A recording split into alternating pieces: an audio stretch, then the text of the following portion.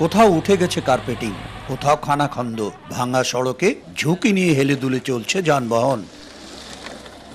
2020-21 অর্থ বছরে নীলফামারীর দোমার উপজেলা সদর বাজার থেকে বসুনিয়া বাজার, দোমার গ্রোথ সেন্টার থেকে আলশিয়ার বাজার এবং বোড়াগাড়ি বাজার থেকে পাঙ্গা চৌপতি পর্যন্ত 3টি সড়কের সংস্কার কাজ শুরু হয়। মোট 25 কিলোমিটার দীর্ঘ সড়কগুলো বর্তমানে প্রায় 15 কিলোমিটার অংশ চলাচল অনুপযোগী। ভাঙ্গা সড়কে যাতায়াত করতে চরম ভোগান্তি পোহাতে হচ্ছে এলাকাবাসীকে।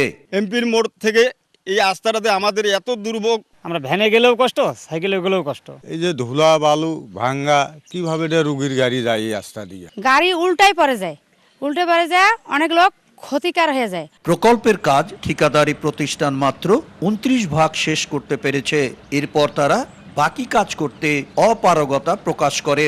উপজেলা প্রকৌশল বিভাগ বলছে এজন্য ঠিকাদারকে জরিমানা করা হয়েছে। নতুন বরাদ্দের প্রাক্কলনও পাঠানো হয়েছে ঊর্ধ্বতন কর্তৃপক্ষের কাছে। উনি সারেন্ডার করেছেন কাজটা, যে উনি আর করতে পারবেন না। সেক্ষেত্রে ওনার জরিমানা আরোপ করে আমরা কাজটা বাতিলের জন্য সুপারিশ করেছি এবং কাজটা নতুন করে টেন্ডার করার জন্য আমরা এস্টিমেট করে এক্সএন অফিসে পাঠিয়ে দিয়েছি এবং সেখান থেকে হেডকোয়ার্টার পর্যন্ত চলে গিয়েছে। উপজেলা প্রকৌশল বিভাগের তথ্য মতে সড়ক 3টে সংস্কারে ব্যয় ধরা হয়েছিল প্রায় 19 কোটি টাকা। শাকির হোসেন বাদল, সময় সংবাদ, নীলফামারী।